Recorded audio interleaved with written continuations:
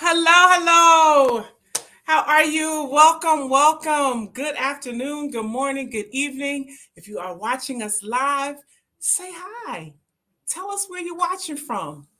Let us know who you are, what city, state, country you are chiming in. We are excited to have you a part of this Blessed Girl TV broadcast. This is our virtual launch of our second edition of the Four C's, the road to sustainable change. My name is Dr. Anana. I am the founder and the visionary of Blessed Girls Global and the creator of the Four C's Youth Civility Program. And as a woman and youth civility practitioner, I have worked in the area of youth development, youth civility, and global outreach for over 5 years now. And Blessed Girls is a nonprofit organization established locally here in New Jersey in North America, but we absolutely have a global outreach that spans into Burundi, Guyana, Kenya, Ghana, and South Africa, just to name a few. And we're just getting started. And so today I'm just excited because I have the opportunity to introduce you to some of our co authors of our latest book. But I'll tell you about the Four C's. The Four C's was created to give young people, especially girls and women, an opportunity to see themselves as the solution. You see, oftentimes today we really see the problems. The problems are blaring, they're yelling, they're screaming, right? And sometimes we even see ourselves as the problem. But with the Four C's, we are able to let our young people consider themselves as the solution, consider themselves to being the change agents, right? And we know even from our first book, we said the change starts today. Right, the to have a better tomorrow, you have to start becoming the change right now, right? Not waiting. We had authors as young as 15, 16 years old, and they became the change agents. You don't have to wait till you go through university. You don't have to wait until you are an adult, but they can create the change today. And so I'm grateful for that opportunity with the Four C's and our curriculum. It really allows for the marginalized to see possibility for progress, right? And so empowered youth will ask the tough questions. They will make the tough decisions to stand for what is right and lead with civility and love. But here's the thing that can be tricky is those as of us as adults, right? We have to allow them, right, to use their voice. Allow them to ask the tough questions even when we don't even have the answer. Because believe it or not, they have ideas, they have visions, and they have solutions. So I realized this when we went through the pandemic, working with a lot of our mentees, asking them what was going on, what were their feelings, what were some of the challenges, a lot of the civil rights and the things that was going on, the climate that was happening during the pandemic. And so from that, we started talking and mentoring and hearing them. And it was like, listen, we're going to listen to you, right? We're going to learn from you. And through that, right, that synergy of working with our young people, we developed the Four C's, which is civility, community, creativity, and climate change. And so, as you join us today, you will begin to see new opportunities of change. And I pray that you gather the courage and the confidence to create the change as these amazing authors that you're going to meet and hear from today. All right. So today I'm going to have some of our authors. If you watched our first episode, if you will, yesterday, you got to meet a large part of the group. And today we have some that you're going to be meeting for the first time. And then we also have some of our authors coming back. Right. So you're going to hear from them. But then also we're going to talk about some of the hot topics, especially in the area of civility and climate change. So stay tuned. I want to make sure I get to see who's with us today. And we're going to go ahead and get started if everyone is here. But it's a great honor that I have to introduce you to some of our co authors today. They each will introduce themselves as they come on, and they'll share a bit with you. And you will learn more throughout our discussion on some of the topics, how you can support them, how you could join us with Blessed Girls and learn more about the Four C's and potentially even be one of our next co-authors. All right, so let's do this together. So we're going to jump right in. We're going to get started. Our first author of the day, she is here. She is excited to be here. I am looking forward to hearing her. So I'm going to bring her up to the stage. There she is. There she is. Hello, everyone. Hi, Hi. Emily. I'm How are you? good. I'm good. Good, good. We'll turn it over to you. Glad Oh, you're here today. thank you. Thank you. So, hi, everyone. I'm Emily Apontamina, and I'm from East Hampton, New Jersey. I'm very glad to be here today, talking to all of you. Thank you for giving me your time. First off, I'd like to thank Dr. Anana Pfeiffer for inviting me to be part of this project. It truly was an honor being there during the entire process. The amount of time it took to write this book, the beautiful book tour we had around Africa. The co authors, including myself, got an opportunity to speak on what we were passionate about. I've always been very vocal regarding the harm of climate change. If you reached my chapter of the book, I mentioned a figure who was the root of my interest in climate change, Greta Thunberg. She is now 20 years old, but became an activist when she was 15. And I especially look up to her because despite being bullied for having Asperger's, which is a kind of autism, she continues to protest about climate change mitigation. Her story is similar to my narrative of discovering my seasonal affective disorder. I truly think disorders in young teen girls should be talked about more often so we can promote acceptance. I really enjoyed speaking about climate change. I really wanted to make sure I was including as much as possible in my chapter. This involved gathering opinions from like my family, friends on the topic, and I think that the problem is people look at climate change as a short-term problem instead of a long-term problem. Sure, people believe climate change is really just weather, hot or cold temperatures at odd parts of the year. But in reality, there's biodiversity, agriculture, sea levels, marine life, natural disasters, even health risks are all impacted by climate change.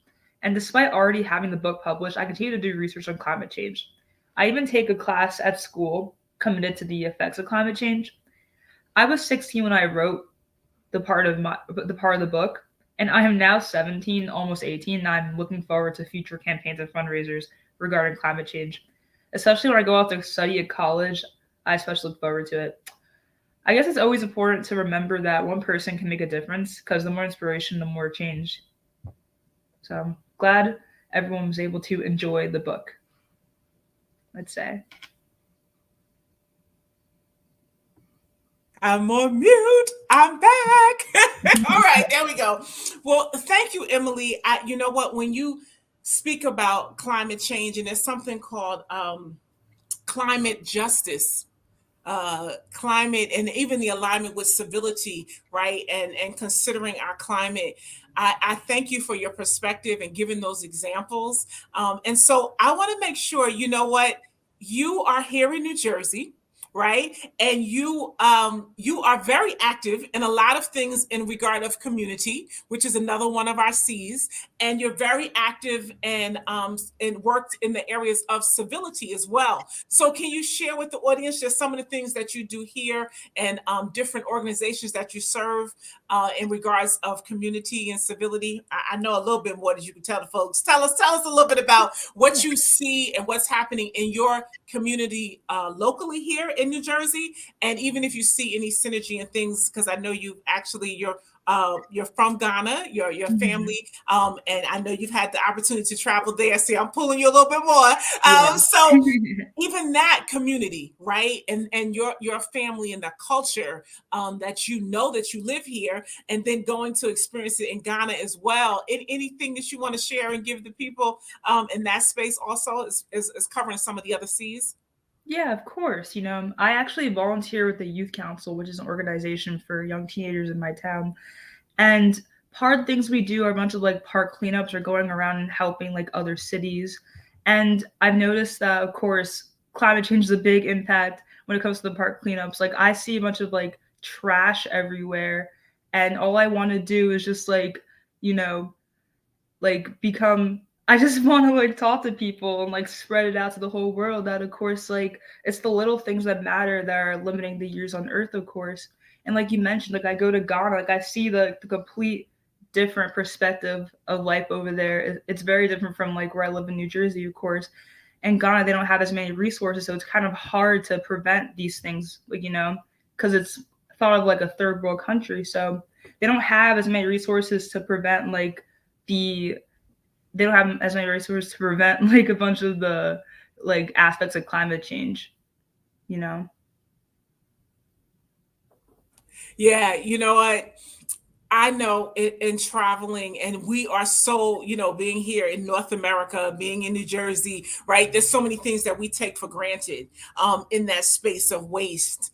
And being able to recycle and reuse and all that kind of stuff. So it's always enlightening for me to hear from you, to hear from the young folks in this space of climate change. And Sue, I think it was Landra, our climate change ambassador, she shared with us yesterday to never stop learning.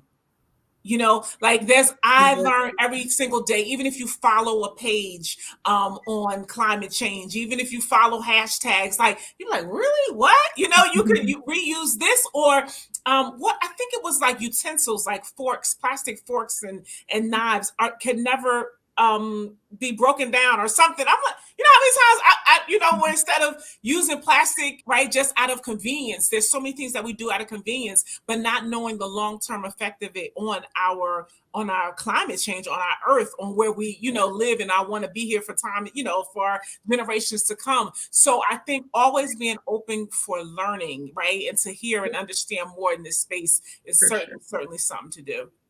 Yeah, it's all about research at the end of the day. Not many people like to do that, but the more research that we have, of course, we'll become more aware of how to help this problem. Indeed, indeed, indeed. Well, I thank you for just obviously participating, being a part of the launch today. And so we're going to hear from you soon. So you stay close, Of because course. we're going to definitely go ahead on into climate change and talk about that during our panel discussion. So I can't wait to hear from you more on that. All Of right. course. Thank you so All much. right. Thank you.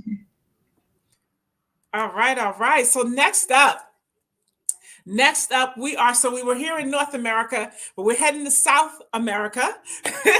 And this amazing young lady was here, and she is a co-author. I should have taken the time. Hold on, let me get this book out. Let me get this. Wait a minute, let me find out. Let me go back. Let me go back. So I wanted to let you know about when we talk about climate change in the book, we actually have three authors. We have our returning author, who is right now teaching science in the New York City public schools, and actually a charter school in New York City. And that is our ambassador, Landra. And she actually contributed a chapter in the book in the space of climate change. And of course, you just heard from Emily, and she contributed a chapter in the book in the space of climate change. And next up is Nadia Ali, and she contributed a chapter. And so Nadia's chapter is Dead In, Wreck or Be Wrecked. Did you hear that? Dead in, wrecked or be wrecked. That is her chapter. And so I wanted to say, and Emily's chapter was one little step is a step closer. Okay. And that was what she was saying. Like, we can all do little things each and every day that will help move, the needle and point us in the right direction as far as climate change. So next up, Nadia, who is our author. And I told you her title was what? Somebody type that in. Dead In, Wreck or Be Wrecked. Come on into the room. Come to the stage, Nadia. Welcome, welcome. Thank you so much, Dr. Nana. And thank you for that introduction. Thank you for having me. And thank you to everyone listening right now. Yes, we're happy to have you here. You go right ahead. You get to introduce, tell them where you're hailing from in South America. What do you do there? What you're looking forward to doing? Go ahead. The stage is yours. Thank you. So, hey everyone, I am Nadia Ali, all the way from Guyana, South America. And I know that because I'm so relatively new here, an introduction would be nice. So, I'm currently a senior college student who will be completing my bachelor's in biology this June, God willing. And my decision to pursue this degree stemmed from my interest in medicine, actually. So, same way I'm hoping to like earn a medical degree, aka the not so easy path. And that's how I actually got involved in Blessed Girls. We all have a different story. In 2020, 2021, when there was like a COVID era, I was so actually confused, frustrated about everything. I couldn't I couldn't do the things that I wanted to do because of COVID. COVID was like a limiting factor. And I wanted like to enhance my CV. as I said, we all have a different story. Mine is just to like become a doctor, go to med school and stuff. And that's when Blessed Girls came to my rescue. When I found out their actual mission and goals, I was like flabbergasted, to say the least. And like it happened at the perfect time, and I just couldn't be more grateful. And thanks to them, today I'm a published author, something that if someone told me a few years ago, I would have laughed in disbelief, because it was just so surreal. And now here we are. I have like an impressive resume, and it's like every time I tell my med school advisors that I'm a published author, they're like, what? And they're like so stunned. And they tell me like I have what many applicants don't have. And every time that just reaches my heart, and I'm like so always grateful for Blessed Girls. And yeah, like I said, everyone has a different story, and mine is to just make my journey feel a little less stressful and a little bit more achievable. So I know that I'm definitely here to stay, hopefully contributing to the expansion of this organization, because med schools are always in need of some sort of extracurriculars. Yeah, so without further ado, my title or my chapter was entitled Dead End, Wreck or Be Wrecked. And this actually stemmed from the fact that climate change is such like a prevalent issue in today's world. And in my opinion, it's like one of the most heedless concerns yet. And I don't think that it's because of choice, but it's rather because of the lack of knowledge. So because of that actually underscores my reason for choosing to write about this sea, with hopes that my knowledge can be disseminated to many ears, as much ears as possible. Yeah, the climatic issue on the environment really spoke to me, in knowing that there is no life without the healthy environment. And it's like we humans are killing ourselves. We're happily killing ourselves without even realizing that we're walking ourselves to our own demise. So that's why I took this opportunity and I wrote about climate change, because there's like so much we can do, but we first need the necessary knowledge. um, we need to know exactly what we can do to reduce our carbon footprint as much as possible, because we are killing ourselves, like I said. So yeah, I think I just hope that my chapter is going to be useful in some way or the other, because that was actually the goal. And my my what I like about being a part of this activity was the fact that I'm contributing in some way or the other into making the world a better place. I have like a sensitivity to all living things, whatever it's humans, the environment, animals. And the environment is just so important. And it's important to know that we are the ones responsible. It all starts with us, and it's going to end with us if we do not take action now. So yeah, that's like what my chapter mostly is about. I'm just hoping that you guys enjoy and you guys have a good read. Thank you. Indeed, indeed. And it is a good read. I was going to give you a quote, right? And you, it's a lot of things, because remember I said about following different hashtags, right? And making sure that you become more aware and more knowledgeable on things concerning climate change. And so one of your quotes, you were saying that realizing that the famous crisis, and you said the famous crisis, and I wonder why you even said that, right, of climate change is here to stay, certainly for an immensely long time, and only an exceptionally small portion of its contributing factors stem from natural and uncontrollable events. The Correct. We're major doing the most. foundation Wait, the major foundation of its existence must not be disregarded, right? And so you said, why do you speak about climate change so passionately, and that it holds such a human touch, right?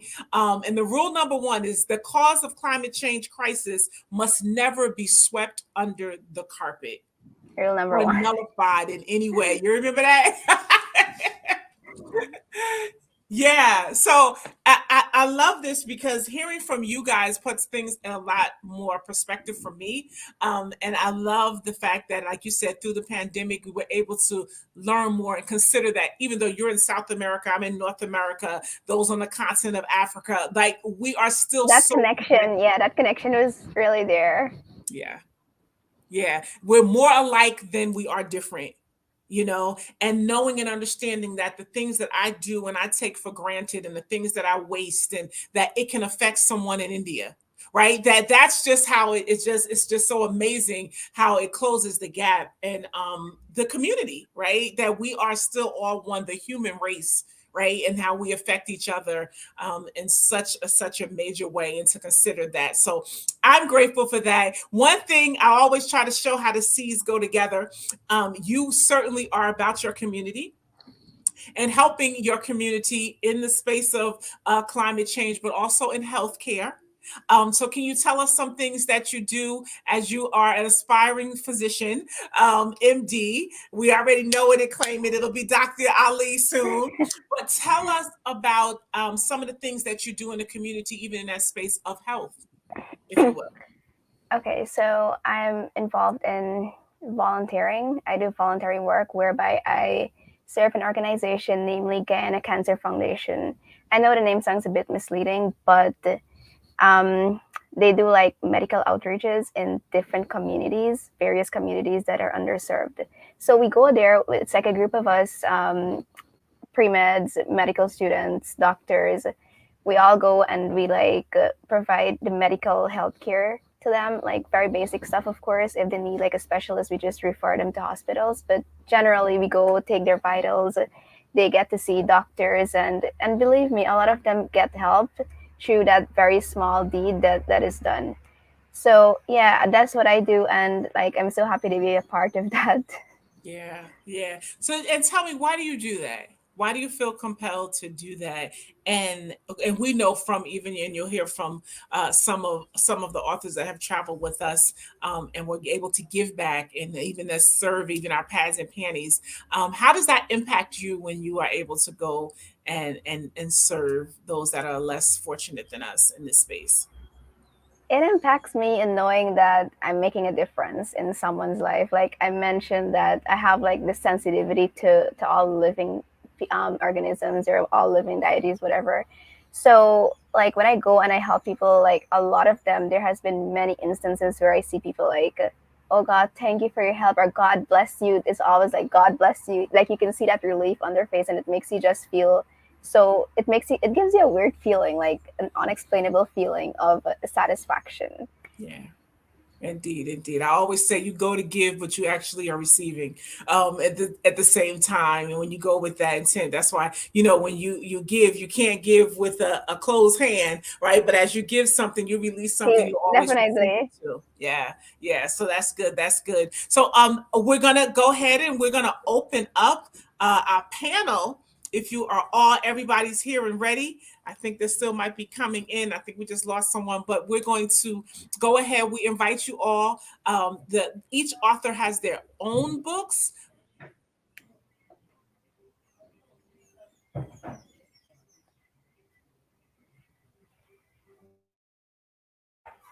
Did we lose her? There we go. Am I back on? Okay, good, good. I don't know what happened there. But so we are excited that the book is now available. You can purchase the books directly from the author, or you can go ahead to Amazon and you can purchase the book. We'll make sure we get the link and put that in the comments for you. But you can go to Amazon, the four C's, just look at it. There's not too many Ananas, but if you type in A, it'll come up and you'll see the second edition book that, as you can see in the background, I don't have to show you, but it is here in living color, that you can go ahead and make that purchase today. today, but more importantly, it'll be available via each of the authors. So we thank everyone for joining. But now we're going to switch gears a bit. And so the thing about each of our authors, the fact that they wrote something and now you can hear them speaking about it, but I'm going to bring them all together, and we're going to just talk about 2 or 3 hot topics and get their perspective on them. There are various ages, they're from different parts around the world. So I'm grateful for that. So some you already met yesterday, but I want them to just say hello and do a quick introduction as they come up, and then we'll go ahead and bring everyone to the panel, okay? All right, there is Adriana. Miss Riggs is here. You want to say hello to everyone? Greetings. So Adriana, you are here. You were here yesterday, so you got to meet some of the team, if you will, and you were with us in Africa. And so your C is community. Yes. Yes. So we are glad that you are here today. And so we're going to open up our panel. Next up, we're going to go ahead. Miss Ayana is here. Hello. Welcome, Miss Ayana. These are 2 of our community representatives today who both had the opportunity to share, speak, and serve.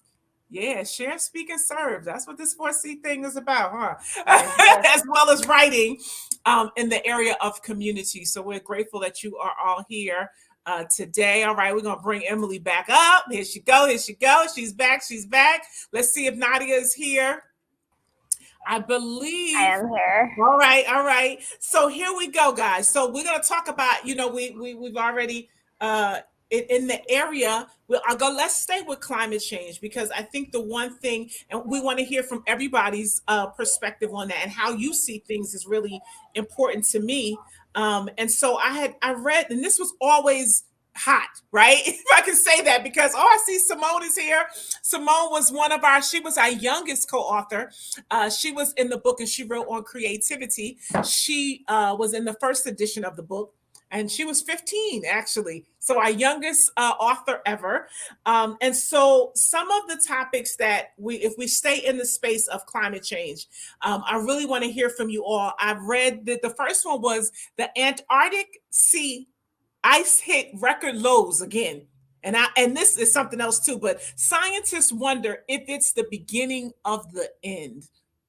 Just hearing that and seeing that in black and white was like, woo. And so when you guys hear that as young adults, right, what does that how does that hit you? What do you think about that hearing? And I know for us in New Jersey, and we're on the coast, I know for us, I think we have like whales showing up dead. Emily, if you Ayana, right? Dolphins. I think just last week it was 3 or 4 dolphins that are just coming up on the edge of the water, and nobody knows why. Nobody knows what's going on with that or what to attribute that. So I want to hear how does that even make you feel? Sometimes we don't even think about it, from an adult perspective. But as a young person, to hear that and to hear scientists wonder is the beginning of the end, even from a scientific perspective. So anybody want to jump in on that? You have to unmute yourself.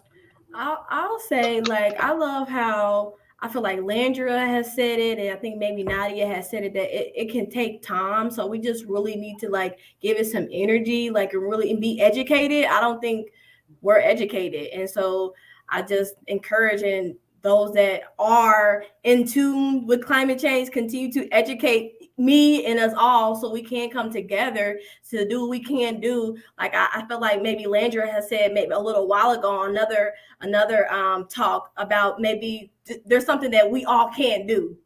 So just continue to be educated. But it's sad. It does make me sad, that maybe people don't think that they can do enough or they're enough, and you can. So like even me, I started to take my own bags to the store. Like I try not to use the grocery bags, like if I remember, but I normally take a bag to the store. But yeah, it makes me sad that we're just not educated, and I'm open to learn. So thank you, Nadia, and keep educating me, and I'm gonna do my best to continue to share as well. So that's why I really love this 4C. So because it's targeting some really essential things that we need as people. Indeed. Thank you, Adriana. Anybody else? Yeah, I agree with Adriana, honestly. And I like what Nadia said earlier about how we're basically happily killing ourselves. Like, I think that was a very powerful Mhm. quote that she said, because it is true, and it is very upsetting, especially like Adriana said, like, I'm open to doing research and learning about like how to stop this problem, but the problem is like, are others willing to do that? Because I feel like it's just all talk. People say like, oh, like, yeah, we can help to fix the earth, but I feel like it never is taken into action, which it begins to get hard on how what else we can do, on to take on preventing these things from happening. Indeed. Yeah, I think it is good, as like Nadia was saying, happily doing it, right? Because a lot of things we do is things that make us out of convenience, doing things that we think make us happy. We're not really thinking and considering the long-term effects of the things that we do. And so we're just so used to being such a, like when I felt something in the garbage, where is it really going? Like, is it ever going to and then what am I buying? And I don't know. There's so many, it just touches every aspect of our lives.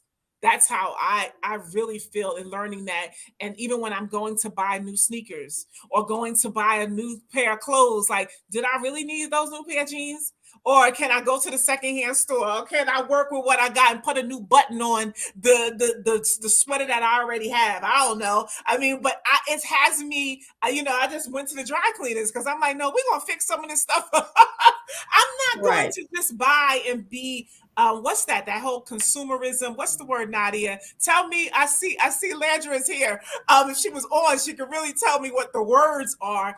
But just to think about, I don't have to shop and go buy new clothes every Right. time I got somewhere to go or do something. Like, I can go to the thrift store or I can use what I have and look good in it, and it doesn't matter. But that's just the mindset, and so that thinking that makes me happy, right? Like, but I'm actually doing things that are really, really detrimental long term. So those were, I know what I continue to learn from you all.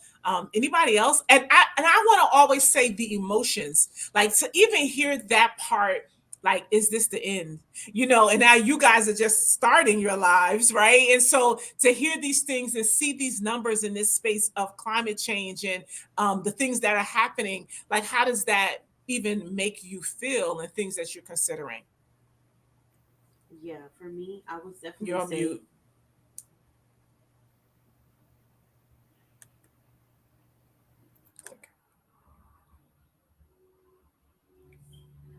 I think Ayana's going to be joining us, but it still shows mute.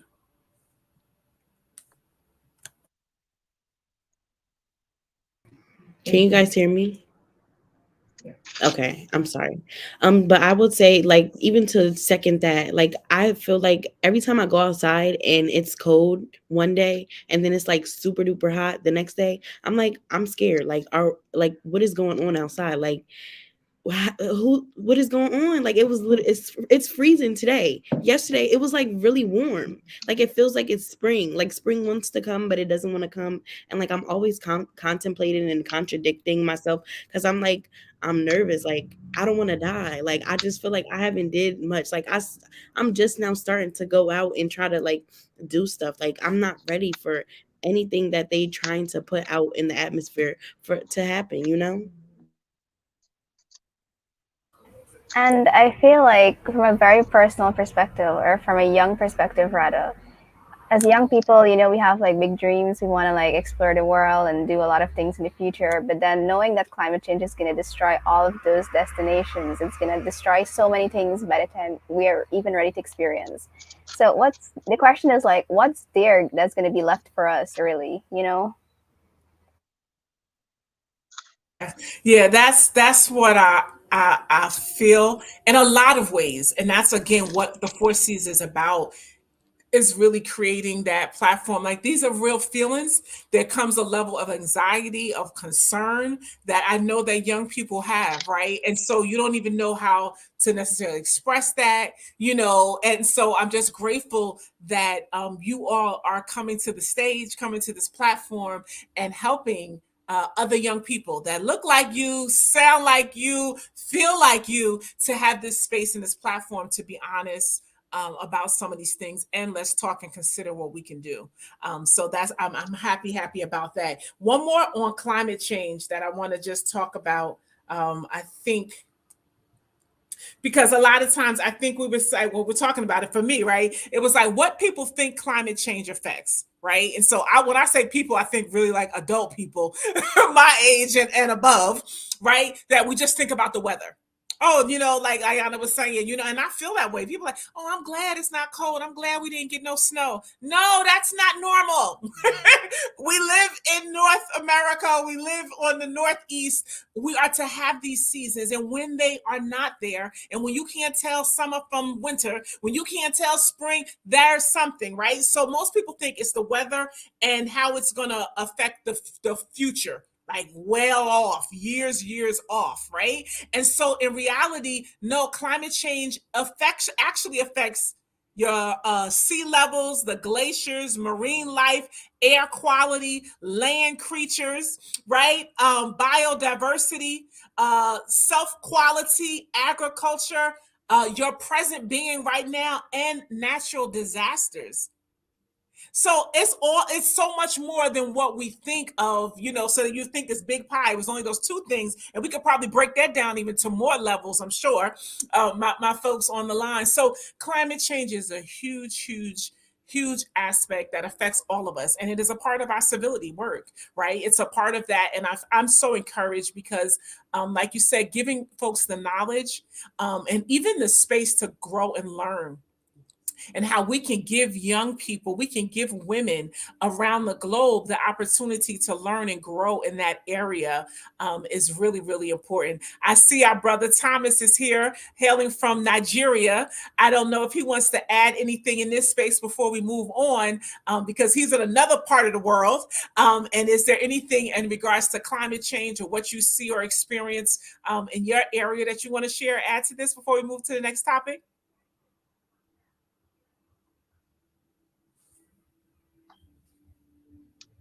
Okay, thank you very much, Dr. Nana. Thank you. Good to see everyone.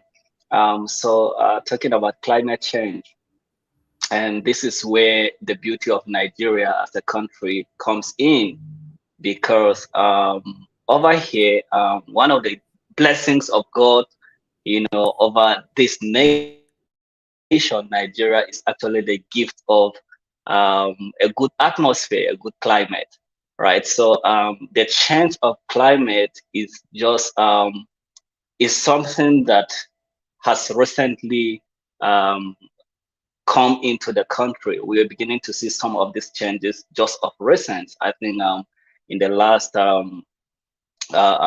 decade, right? Yeah. So that that having said that, just like you said, and I want to really concur to what you said, even scientifically, it has been proven that the climate change is actually the beginning of the end.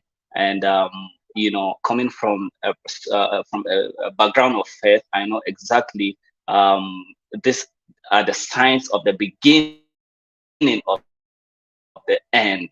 This are really the signs of the beginning. The description of the signs to the disciples of Jesus Christ, it's actually the beginning of the end. And when I think about how it changes, all of these things, I just know that it is a season, that it is marking something, something marking a prophecy. That is my understanding of it. Yeah, thank you. All right. Thank you. Thank you. Anyone else want to add to that? And we'll move on.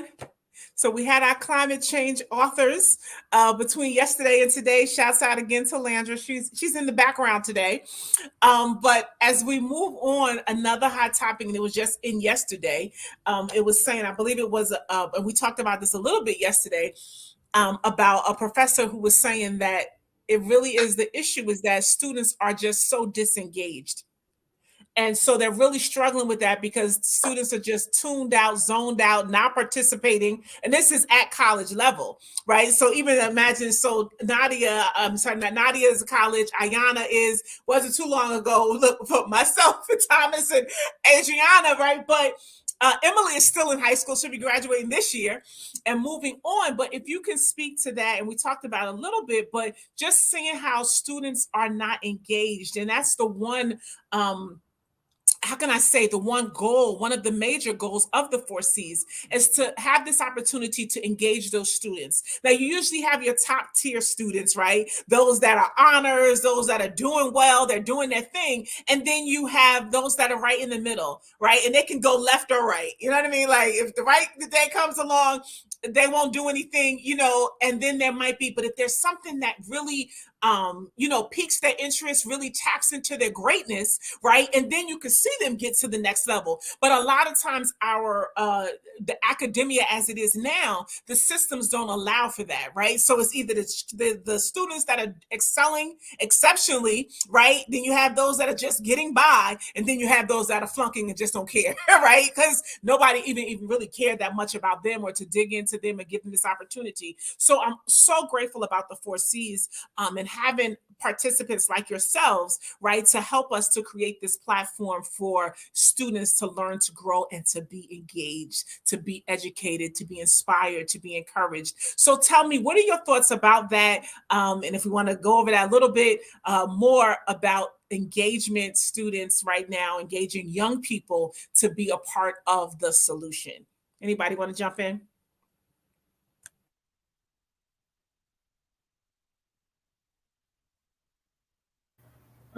I will. I can. I feel like, well, what comes to me is it kind of the home, the encouragement from home. So it could be maybe a lack from home, like, and not to say anything, for lack of better words, bad about the parents. Like sometimes they don't maybe know how to, because it's just been like a cycle and things. And then so we seek the school to help us and support our children and educate our children. And sometimes there aren't the right teachers there either. But I think it starts at home, like maybe just creating the opportunities for engagement for our as a family, as a unit, creating habits now as we grow these families, as we grow in these communities. Like we see the lack. Let's be more intentional about creating that. So that's what I feel like it could have been stemmed from home. Like, so they don't care, so I'm not really caring. And then technology, I love, hate technology. I bet we can all agree, like it is, expanding, and it has evolved. I mean, look at us now. I mean, we all across the world, and we're on here, so that's where I love it. But everybody are in these phones, like they're attached, and it can form some type of disconnection, or you less engaged because you want to create TikToks, or you want to create this, and don't have any like intentions behind it, like just for entertainment. And I think that sometimes what we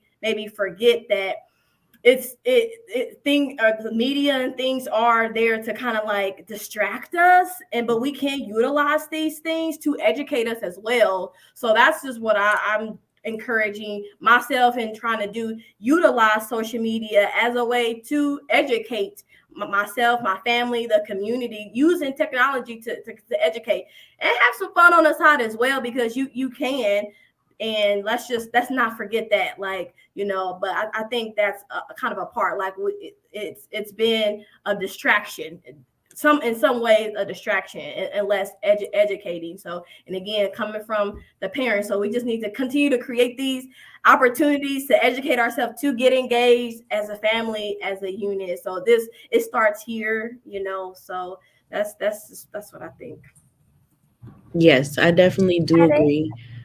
Oh, sorry, Nadia, you could go. No, you can go ahead. It's okay. Okay. I was gonna say I definitely do agree. I do believe that as parents, they don't give the opportunity for their kids to like be able to talk about uncomfortable situations, or like just be able to come to them and like say, oh, I feel uncomfortable about this, like what is this, like they don't allow like I feel like it's mostly in the Black households, because like our parents, they don't really have time to talk about those uncomfortable things and sit down and be like, this is what's going on, this is what it is. Like, you want to be real with us. Like, if you know you're struggling, you don't got the money, tell me. Like, I know you don't really want to tell me, but that's what you should do as a parent, because you have to be honest. And then you can't be mad at your kid when they're not being honest with you because you're not being honest with them.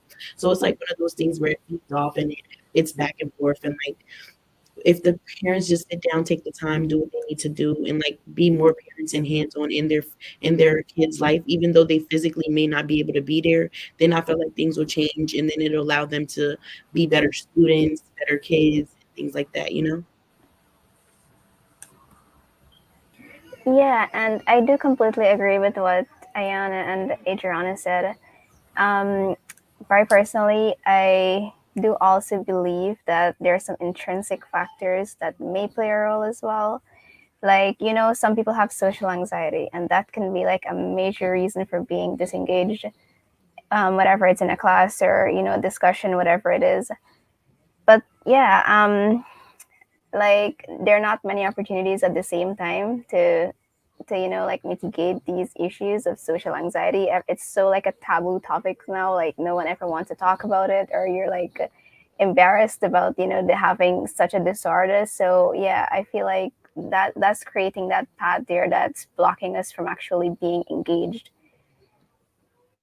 And I Yeah. also want to add this too. I feel like the when kids, it has to start when they're younger, like as they're growing up. You can't try to do it when they're like in middle school, elementary school. Like I ain't trying to shame my mom, but like she was trying when I was already older. Like I wish it was more when I was younger, like coming up. Like if I was confused about something, like when I got my period, I didn't even know I had my period. Like it's just like those little things. And of course, she couldn't really be there because she trying to make a living for us. So it's like somebody has to try to like mitigate all of this so that when they're feeling these types of things, like they know they can go to their mom. Like I personally didn't feel comfortable talking to my mom because I always felt like she was going to yell at me or like be upset with me or like something. It was just, I felt like it was going to be something negative. But if she was like doing this as I was growing up and like always constantly like, oh, what's wrong, like why do you feel this way, or is something bothering you, like she tried to do it when I was older, which I do appreciate. But I feel like I didn't take advantage of that. I was just like, nah, I'm okay, like I don't want to talk to you about it, like I'm fine, like I'll deal with it myself. Yeah, I also feel there's just a huge like disengagement of school because of the way like teachers pick and choose what they teach us. I've noticed that. I feel like I learned more about history on the internet doing my own research rather than in school. I feel they teach us things that are important, but there's also stuff that are just as important they don't talk about at all. You know, especially when it comes to like history classes on like big figures or like there's not really much concern on current events. We more focus on past events instead of figuring out problems that are talked about right now. Yeah, and I also want to say that I think Adriana mentioned using TikToks and stuff like that, like to like disengage, and like again from a very personal standpoint, when there was like the COVID era, a lot of my classmates have a lot of them said that they're having anxiety and depression because of this situation.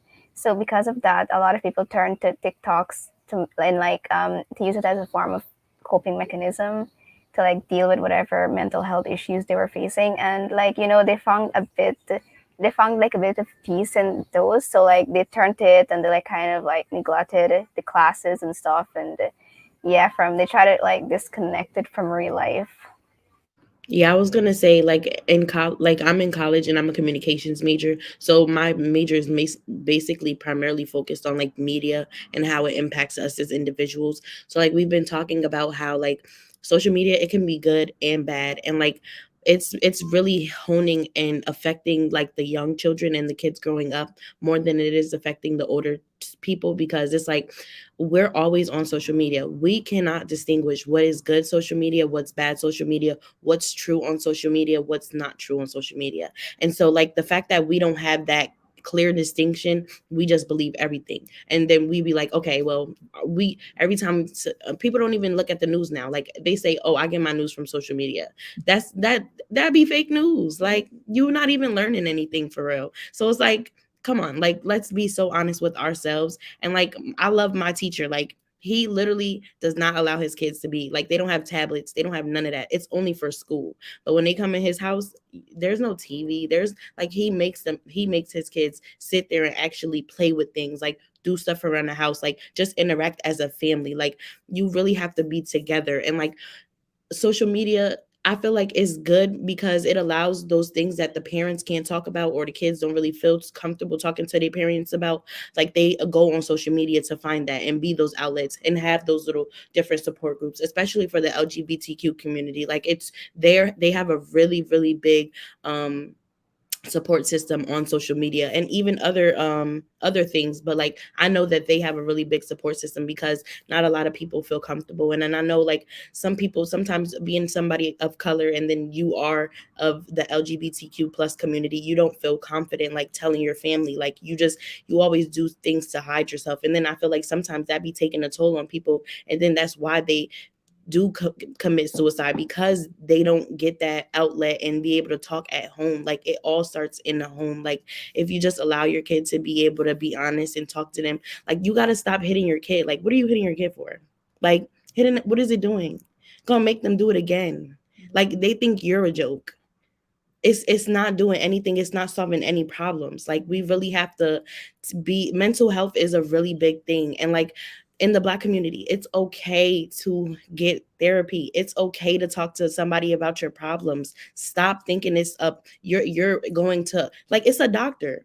Everybody got to go to the doctors. That's literally all it is. You're just talking to a professional doctor that understands how humans like actually think. That's literally all that it is. It's not bad. And you really need it because you have hurt trauma from your parents, from their parents, from their parents. Like, you have all that built up trauma in you and on you, and just dragging on you, and you putting that on your kid, and it's not doing nothing but dragging them down and not allowing them to be able to talk to you. That's literally all it's doing. Like, we have to really create that space at home, because then once you create that space in your home, then it'll be able to go out and be in other homes and be in friends and families. Like, there's these two girls that's friends. I've never met friends that just talk about random, like, oh, how was your week? How are you feeling mentally? Like, what? I never had a friend like that. Like, I need more friends like that. Let's check in mentally. Like, I've never seen anything like that, and I was just so blown away because I'm like, people actually do that. Like, they actually care how you're doing mentally. Like, they actually like want to read books together. Like, I've never seen that. So we really got to start being more together. And when you see people that look like you, say hi. Don't be afraid to speak. I feel like we always want to mean mug, be like, what you doing? We stay hating on each other. Like, what we hating for? You my sister, I'm your sister. Like, we're family. We all can eat. And I feel like when it comes to Black business owners, like, I feel like we try to make high standards, but we all got to start off small. Like, who's better pay $400 for a wig? Come on. You don't even want to pay $400 for a wig. So why you think somebody else gonna want to do that? Like, it's just like little things that we do. Like, let's just be together. Let's all try to, help each other, put each other on. And then that's how we all can eat and be and thrive together.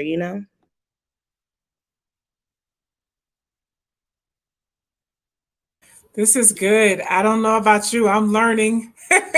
I am gaining. You see, I'm just taking it in. I don't look. I think Adriana started off about, the family and the home unit being so important.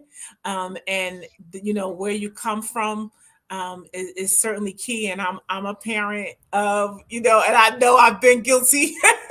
I know that I learned so much from my kids now. Like, I really, really am in that space. I'm learning about, generational trauma, things that have been passed down, recognizing it. And as Ayana was saying, there's so many things that we do only because they were done to us, only because that's what grandma did, auntie did, right? No, but it wasn't right. And it's stopping with me. Like, I know better. I'm going to do better. Right. And so that's what this is really about. And so I'm just grateful for y'all know, keeping it hot honest, open, and transparent. Keep it hot.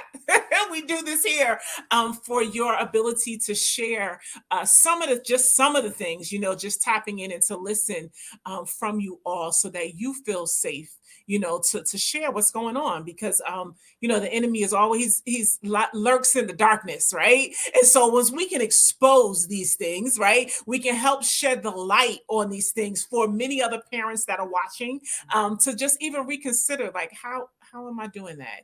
And so even as me going out into the schools and talking about sex ed and abstinence and just so many things, sexual transmitted diseases, you'd be surprised, like you said, kids that just never, their parents never even talk to them about, having their cycle, what that looks like and preparing them for that.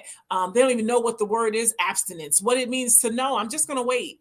Right? Like you can wait, you can delay sex until you are like, and I'm looking at kids that was never taught. Well, you know what? That was never even an option. My mother was a single parent. My grandma was a single parent. Like, what does that mean to wait to be married? Like, what is, nobody in my family is married. And so there's just so much work to be done. And everybody has their piece of it, but I'm just grateful for this discussion and for this time, and I'm grateful because we're just tapping in, and it's from different perspectives from all over, so we got Africa, we got South America, and you'll see some differences, but you'll see a lot of synergy. You'll see a lot of things where we really are struggling and facing the same things as we move forward. Yeah, Ayana, anything else you want to add? Yes, I wanted to say yesterday we were talking about how in the school with the devices. This morning I seen on Instagram this boy, he done beat up his teacher. He was 6'6". He beat up his teacher like almost to death because he took his Nintendo Switch. What? Like that was so ridiculous. And when I seen it this morning, I was like, oh my gosh, the talk yesterday when we were on here talking yesterday. And I just thought that was so crazy. But I had to tell y'all because like I seen it this morning and I just thought that was nuts. The space of we're talking about civility and youth civility, right? And we're just going so far in that way.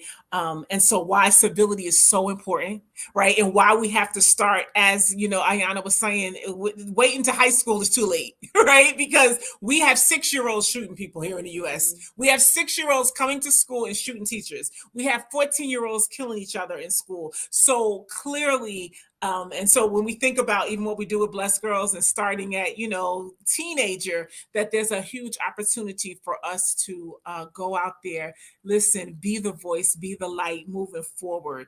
So I'm just grateful. Anything else want to add? I want to still, so we talked about climate change in detail. With the engagement, right, and community, but the other one, of course, all the hot topics. I don't know how it is for Nigeria. I don't know how it is in Guyana, right? But we know that there's this violence, this young people, violent murder, acting out, and being unsafe even to go to school and get an education. What are you guys thinking and feeling about that in the space of civility and what can be done and what you would like to see more of if possible? Anybody want to touch that? What's coming to me is Okay. again starting. I like what Ayana was saying, starting young, control, self-control, like okay, like it's going to be okay, like being, and then our mental health and things, like just not being educated in these areas. And then again, I feel like it comes from the parent, like it's a lack, like, and it just keeps trickling down. And so like again, what she was saying, like our parents are kind of like in survival mode too, trying to I'm trying to make it happen, I gotta provide, so I don't have time for this, but you do if you just be more intentional. So I just think that's just what I'm doing, and what I can do is in my control. I can't worry about what's not in my control. What is in my control? Let me be, more intentional as I expand my family now, because it can take some time. And I agree. Let's start young. Let's start with these babies, and as they grow up. And so that's why I think like it's just been a lack. Like it's in a cycle, just keeps happening. It keeps happening, and nobody is really being intentional to break these cycles. So this is again a great a great, start, and we just got to continue to keep giving it energy. Like, and somebody has said in the comments, like, it takes a village, but I think it really takes the right village, like just the right people. And I just feel like even with this group of individuals here too, like it starts here. So stay connected. Thank y'all. Keep doing what you're doing, and yeah, let's make some changes happen, for the future, for our Indeed, better future. indeed. Thank you, thank you. Thomas, did you want to add anything? Yeah, absolutely. So, just to pick up from where Adriana stopped, um, we to really have a balance and a transformed society, I want us to narrow it to the family. The family plays a major role in the transformation of the community at large, and even in activating the civility skill of young people. The family plays a vital role. And so, coming from growing up in Africa, in Nigeria precisely, Africa is coming from a backdrop of a culture. So the culture of the people actually informs the attitude of the people, and that's really how Africa is defined. Things gangsterism, cultism, and all of these social vices. The culture of Africa, and I say this as an African because I knew the family I grew up from, and I knew the community I am coming from. And so, because it's beginning to lack these values, these beliefs, and this culture, the original basement of the African culture is being diluted with some kind of modernism and some urbanization. This is actually making it's actually causing a high rate of social vices in our communities. And so the possible way out for us right here is actually to narrow it. So if families can actually see the possibility of inculcating civility into their home training for their children, the society will get to be transformed positively. And I think it starts from the family. Actually, it starts from the family because everybody is coming from the family, even though that is in court, because some people are actually, coming from a dysfunctional family, either a single mom or a single dad, and all of these things affects, the society and all of this. But I feel that if we can return to the basis, which is the family, where a father and a mother actually begins to train up a child. And it's very difficult for me to talk about things and don't mix it up with my faith. So please permit me if I just cut the Bible, right? All right. So in a way the child should go. So it's that is just the way out, training up a child in a way he should go, stand at every angle in a way that he is actually built up to face every challenge, and even including, the abstinence that we are talking about. The Bible talks about a group of a clan, the Rechabites in the Bible, where they never drank wine as a result of the order God ancestors. So it's like a transgenerational command for that particular clan not to drink wine at all. And so, till of the Messiah, that family never drank alcohol. And I feel if the family gets, to that point where society, where values, family values are being inculcated, the community becomes transformed positively. No, that's good. That's good. I think we started with family. We're going to end with family, in this space of building our communities, right? Having more civility. And so I think, as she said, well said. ladies and gentlemen. So this is just good stuff, and so obviously we're launching a book, but really we're launching a movement, right? This platform of Four Cs is way bigger than any of us imagined, and that's why it's always just the struggle to push this thing forward was great. Let's just be honest. But I hope that even as you're watching today, that you understand what we're talking about when we're saying dealing with the Four Cs and youth stability. And the topic in this season is the road to sustainable change. And so, from today's discussion, even in all these spaces of civility, community, creativity, and climate change, right? It's going to take the family. It's going to take us moving forward together and to make these changes for sustainable change, right? Is because otherwise we could do something today and then switch back tomorrow, right? We have to really change the trajectory of where we are in all these spaces. It's going to take a collective effort, and I'm grateful for all of you guys for your yes. I always say that because you could have certainly said, "Oh no," but you didn't. Emily said yes right away. It's like, "Oh, this sounds so exciting." Nadia was like, "Oh yes, that's another." She's so sweet, right? And so as you're watching is one thing, but I want to just speak to each of the authors and everyone that's a part of this, right? That is so much bigger than us. And I want you to really obviously take some time to look at yourself, right? And even going through this process, what it did for you, but understand how powerful you are and how you now are a co-author, you are a published author in the space. You now are, when it comes to youth civility, guess what? You're the expert. What does that mean? What does that mean? You have something to say. You have perspective. And guess what? You are the solution. So you act like it, you walk like it, you talk like it, you move like it. You let them know that, listen, the Four C's is a solution, and whichever C your C is, it doesn't even matter, honestly, because we're learning how it really all comes together, right? In this space. So I thank you all. That's right. Celebrate yourself, right? Yeah.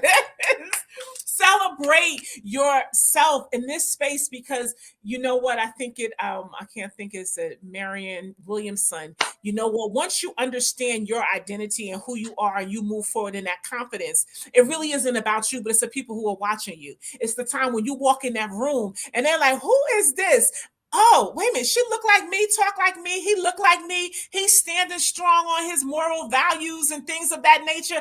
I could do that too. So you are so inspiring. You are more powerful than you have ever imagined.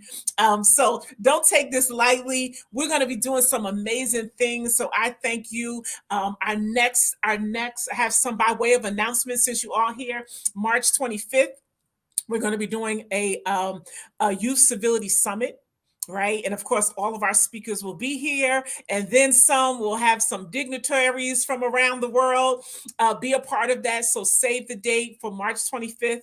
We'll be live for a international virtual summit, and you guys will be the speakers. You will be the moderators. Listen, I don't got to talk so much. I ain't got to take my sip of water, right? Because it's you. Like, this is it, guys. So we are bringing you to the forefront in that space. So I really look forward to each of you, those who are watching, to come back and join us March 25th.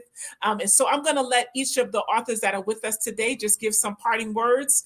I know here in Jersey, July 1st, hopefully everyone in Jersey, Ayana, Emily, Nasette, Landra should come over from New York. We're going to have one group book signing then. You could probably have more before that, but we'll have a large celebration here in Jersey. I'm sure Adriana, she has her own delivery coming up, but after that, I'm sure she will have a book signing. And Thomas, Nadia, we got to come to Guyana. I don't know. I'm thinking around Christmas time. I don't know. The end of the year, we might be coming. We're gonna have to do a summit to take me back to my first global experience in Guyana. So I can't wait to be there, and we'll do the youth summit in person in Guyana with our amazing authors there. We got quite a few Blessed Girl ambassadors from there, so we're looking forward to that. So we'll just go in alphabetical order. Adriana, you want to give us some closing words? Then Ayana, alphabetical order works for me. Emily, Nadia, and Thomas, and then I will close us out. Yes, thank you so much. I wanted to say a quote from Lisa Nichols, and I feel like it kind of what someone else or what you may have said maybe about our voices, and we are, yeah, we have purpose. So Lisa Nichols said, the world didn't give me permission to be here. I didn't ask. I just gave the world notice. So keep leaning in. You all have an assignments here. You are meant to be here. There are people assigned to you. So be great, be you. And I will see you guys hopefully the 25th. And just peace. I love you all. Thank you, Dr. Anana. Hey guys. I'm so excited to be here again with you all. I feel like we had a really great discussion. This was great. Better than yesterday. Hold on. Happy I had to join on, but it's still good. It's still good. Great talks. Great talks. I really do appreciate you all for supporting us. This is really big. This is really exciting. Definitely all the authors. Y'all need to celebrate yourselves. If you have authors who are families, please do something to celebrate them. This is a huge accomplishment, and we always take things for granted, and we never take out the time to actually sit back and be like, "Wow, I just did this!" Like, please take the time to celebrate yourself on this really big deal. This is a really big congratulations to all of you and myself as well. Thank you. Good job, me. Because I didn't think I was going to do it. Like, I didn't know that I really wanted to do this. I just say yes. Literally, all I did was say yes, not even thinking about what it actually was going to take or anything like that. I just wanted to say yes. And I did it. And I'm so happy that I did it because it really means a lot. I'm so happy that I pushed myself to even go to Africa, to even do things that I knew I wasn't going to even be okay with in myself. But I seen the bigger picture in the end, and I went and I ran with it. And my motto on the trip was you're the only person who can stop you. So if there's something that you want to do, there's something that you want to go see, you want to go be, you want to explore, go do it, because you are the only person who could stop you. Alrighty, see y'all later. Hi, everyone. I want to say thank you so much for being part of this journey. You just being here today makes you already a part of the process of change. And this is such a new experience for me. I never thought I'd be part of a movement involving civility, community, creativity, and climate change. Like, even though we all wrote separately about our topics, of course, they all correspond in some way. So I just want to say thank you for getting to educate yourselves and being part of this project as well, and letting us educate you. Thank you. Hey, all, once again. There's not much that I want to say, but like as I end off, I just want to say thank you all for being here, for the support, for everything, and I just want to like reiterate that the climate change is our issue. It started with us, and it must end with us. So we need a collective movement. And I also like the phrase that Dr. Anana gave. This is just a book, but it's a movement actually, and that really spoke to me because every chapter in this book has different perspectives from actual experiences. So I think it's actually going to be a great movement, and it's going to be a great journey in making sustainable change and creating a better tomorrow. Thank you. All right, thank you very much, Dr. Anana. I really appreciate this opportunity. I'm learning a lot, from people, different perspective to ideas and to life in general. So I really appreciate this opportunity. Having said that, our strength is in our similarities, and there is dignity in our difference. Thank you very much.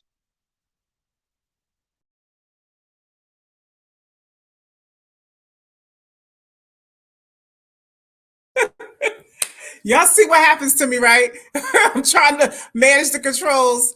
We'll make sure we'll have that covered. But I want to just thank everyone for joining us. Thanks everyone for watching today.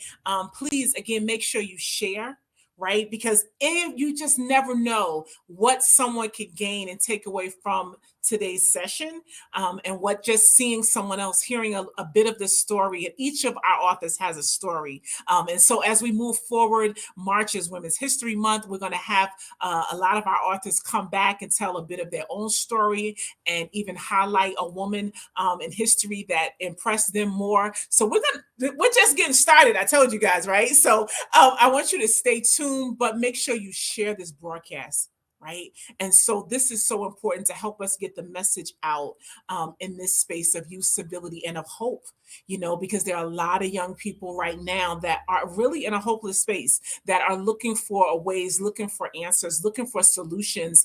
And I'm grateful that we can do that and be that through the 4Cs. So I want to thank you for watching. Again, March 25th will be our Youth Civility Summit. And so we invite you to tune back in, hit the subscribe button, the follow button if you're following us and you're watching us on Facebook. If you're watching us on YouTube, you can follow us on Instagram on Blessed Girls NJ. But get connected because, again, we're just getting started and we are certainly here to make a difference and help to assure that we are guiding and helping those to move forward for sustainable change. So I have an announcement. Let me just give you my first one. We have I got to make sure I can do this. Oh, wait a minute. Oh boy, how do I do that? Present. Okay, guys, be careful, please. Share screen. Okay. Ooh, we're gonna share screen. Oh, this is fun.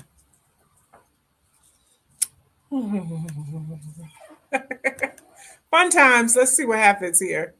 Oh, I got a lot up, but hopefully, can you guys see that? Still no? You don't see anything? Okay, I wanted to share something, but I have an announcement to share. I will pull it up for you all. We have some of our latest ambassadors that we wanted to present to you all. That might work. There we go. Okay, there we go. Anybody, you can see that now? No? Oh my goodness. All right. I don't know. I'm sorry. The controls technology is not my friend today. But you see that, but you don't see that. So that's weird. Let's stop share and try it one more time. Okay, we're gonna try this one more time. They're working with me. Hold on, guys.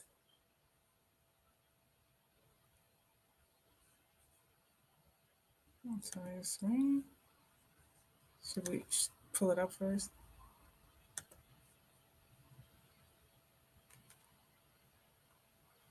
Okay, but that's not the right one.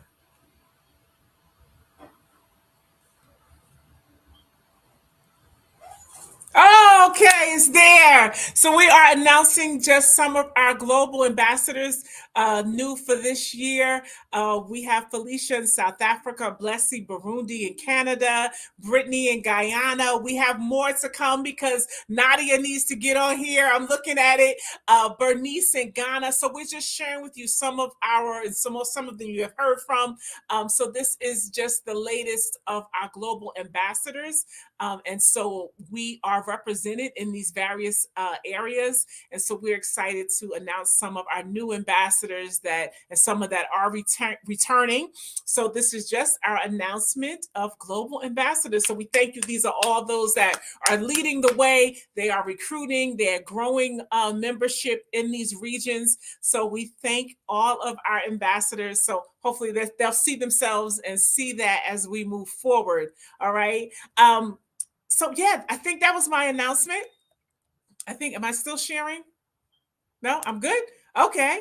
Let me make sure I get back to my screen. I'm doing multiple things here, multitasking. But so whoop for all of our ambassadors. But we thank you for watching.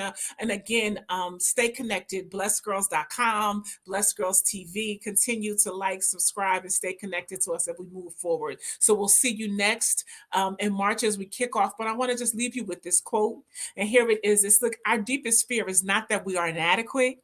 Our deepest fear is that we are powerful beyond measure. And here's the thing, it is our light, not our darkness, that most frighten us. We ask ourselves, who am I to be brilliant, to be gorgeous, to be talented, to be fabulous. But hey, actually, who are you not to be? And that's right. At Blessed Girls, we tell you to be bold, to be you, and to be blessed. My name is Dr. Anana signing off, and thank you so much for joining us today. Take care.